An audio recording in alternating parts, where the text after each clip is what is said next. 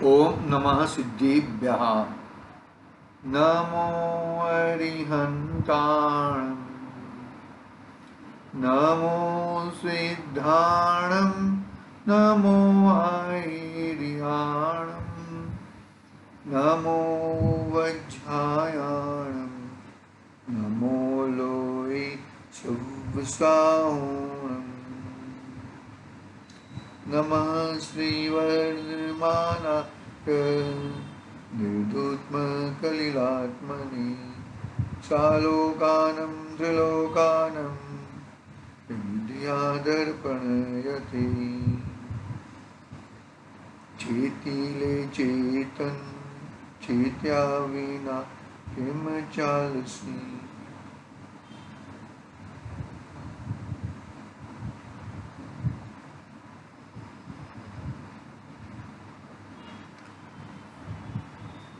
रत्नकरण सावकाचार महान आचार्य श्रीमद भद्रदेवधा रचित महान ग्रंथ, छठा अधिकार भावना अधिकार। 2 दिन के गैप के बाद वापिस शाम का थोड़ा गैप हो जाता है। बात यहाँ पर अपनी छठे अधिकार में ध्यान का प्रकरण चल रहा है। तप भावना में 12 प्रकार की तप है ना, उसमें ध्यान का प्रकरण चल रहा है। उसमें धर्म ध्यान, और धर्म ध्यान में भी अंतिम चौथा भेद संस्थान विचय धर्म ध्यान। संस्थान विचय, संस्थान यानी कि आकार हो गया ना, यानी कि ये सब जो भी है वो सब उसका कर्ता कौन। बहुत ही सुंदर 16-17 प्रश्नों के द्वारा सदा सुखदास जी ने बहुत ही सुंदर बातें हमें समझाई कि इस लोक का कर्ता, ये जो भी बन रहा है उसका कर्ता अन्य कोई द्रव्य नहीं है, जो है वही स्वयं वही द्रव्य है। बहुत ही बड़ी बात बता दी है उसमें। कर्तापने का भार, कर्तापने का रोग मिटा दिया है। अभी 12 भावनाओं का चिंतन कराते हैं। भी ये संस्थान विचय धर्म ध्यान में 12 भावनाएं क्यों लाए? 12 भावनाएं क्यों लाए भाई?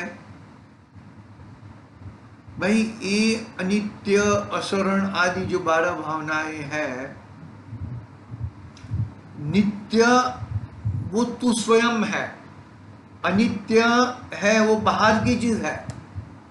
बाहर की अनित्यता का कर्ता तू नहीं है, तू तो नित्य ही है।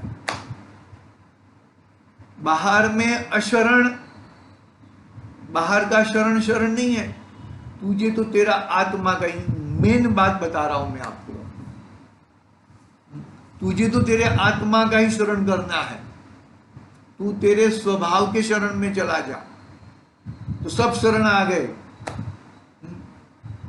ऊंट के पैर में सभी के पैर, हाथी के पैर में सभी के पैर आ जाते हैं, ऐसा तो उदाहरण है। उदाहरण को उदाहरण की ओर देखना भाई, बहुत गंभीर बातें हैं। कितनी विचलक्षण बुद्धि के होंगे हमारे, क्या नाम है, सदा सुखदास जी। संस्थान विचय धर्म ध्यान में 12 भावनाओं का निरंतर चिंतन करने योग्य है। मतलब बाहर की जो अनित्यता है वो मेरे नित्य स्वभाव में नहीं है। बाहर का जो भी शरण है वो हकीकत में सच्चा शरण नहीं है। सच्चा शरण तो मेरे आत्मा ही है। ये देखो, अनित्य, अशरण, संसार, एकत्व, अन्यत्व, अशुचि, आश्रव, संवर, निर्जरा, लोक, बुद्धि दुर्लभ और धर्म। कार्तिकेय अनुप्रेक्षा है ना कार्तिकेय स्वामी का, उसमें बहुत ही सुंदर वर्णन किया है 12 भावनाओं का अनुप्रेक्षा, यानी कि 12 भावनाएं, बहुत ही सुंदर तरीके का ग्रंथ, महान है वो।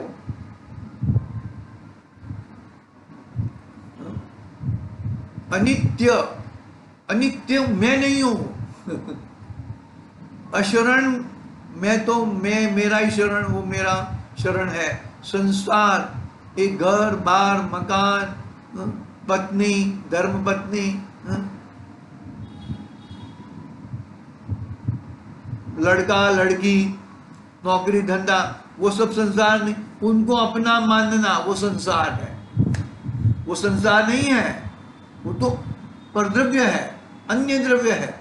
अपने अपने हिसाब से आए हैं और अपने हिसाब से आते हैं और अपने हिसाब से जाते हैं। जैसे शाम होती है तो पक्षियां एक झाड़ के नीचे, झाड़ में आके रुकते हैं, ठीक उसी तरह ये सब आके रुके हैं, अपने अपने हिसाब से आए हैं और अपने अपने हिसाब से चले जाएंगे।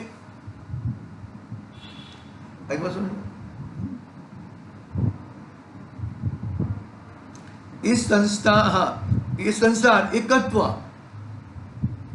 पर में एकत्व बना,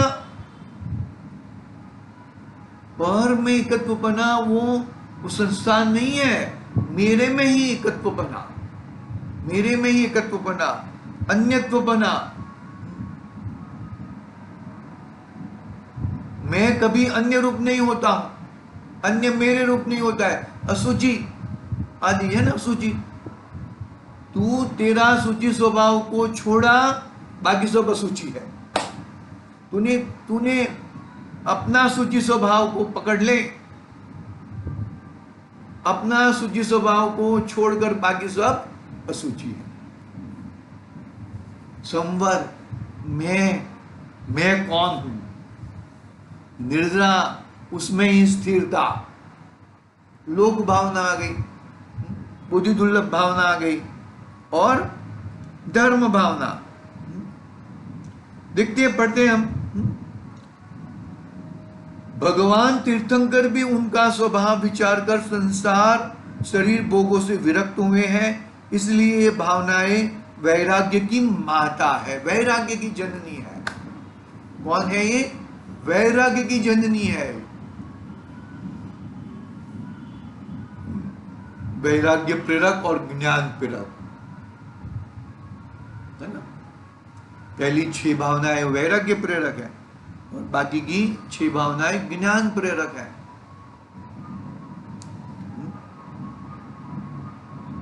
समस्त जीवों की जो ये 12 भावनाओं का चिंतन अपने स्वभाव में आने के लिए, अपने में पुरुषार्थ जगाने के लिए, पर द्रव्य को अपना मान रहा था उसको छोड़ने के लिए, ये समस्त जीवों की हित करने वाली है। जो 12 भावना का चिंतन करेगा उसका निरंतर हमेशा उसका क्या होएगा? उसका हित होएगा और होएगा। अनेक दुखों से व्याप्त संसारी जीवों को ये भावनाएं ही बलि तथा उत्तम शरण रूप है। अनेक दुखों से व्याप्त संसारी जीवों को ये भावनाएं ही बलि और उत्तम शरण रूप है। बलि और उत्तम शरण रूप है। दुख रूप अग्नि से जलते हुए जीवों को शीतल कमल वन के बीच में निवास के समान है। परमार्थ मार्ग को दिखलाने वाली है, तत्व का निर्णय कराने वाली है, सम्यक्त्व को उत्पन्न कराने वाली है, अशुभ ध्यान को नष्ट कराने वाली है। इन 12 भावनाओं के समान इस जीव का अन्य हित नहीं है, द्वादशांग का सार है। अतः 12 भावनाओं का भाव सहित इस संस्थान विचय धर्म ध्यान में चिंतन करो।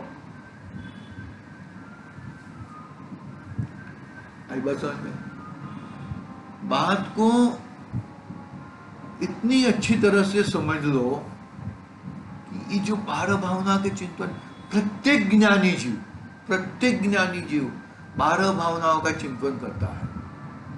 तीर्थंकर, आगे कह दिया ना, तीर्थंकर महापुरुष भी 12 भावनाओं का चिंतन करते हैं, निरंतर करते हैं।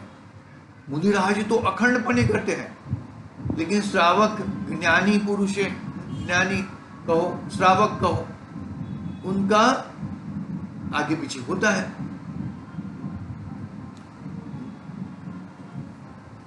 हाँ,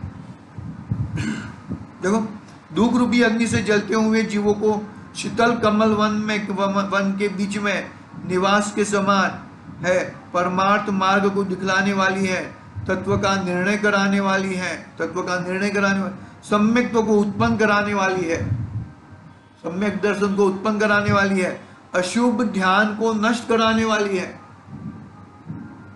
ना। अशुभ ध्यान यानी कि क्या?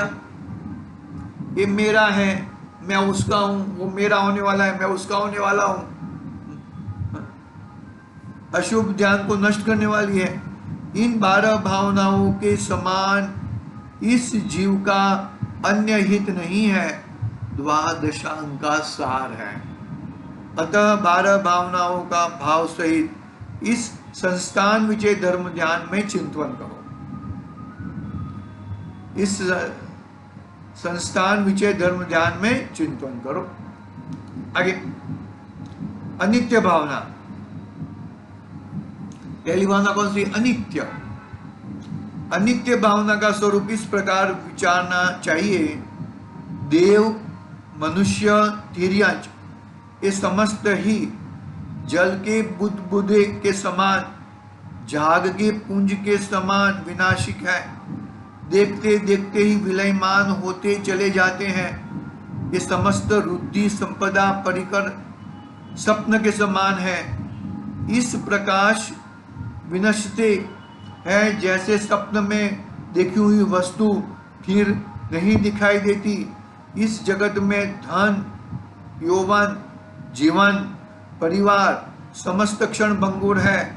संसारी मिथ्या दृष्टि जीव उनको ही अपना स्वरूप, अपना हित जान रहे हैं। अपने स्वरूप की ही पहचान होती है तो पर को अपना कैसे मानते?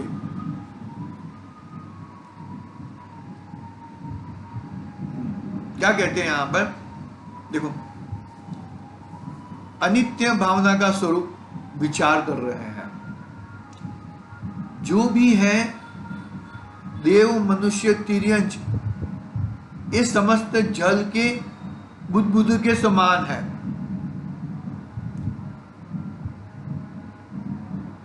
क्योंकि ये जो 3 गति है ना, 3 गति में से जीव बाहर निकलना नहीं चाहता। क्यों नहीं चाहता?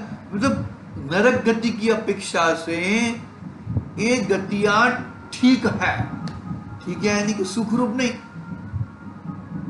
विषय के हिसाब से दुख है, मोह के हिसाब से दुख है।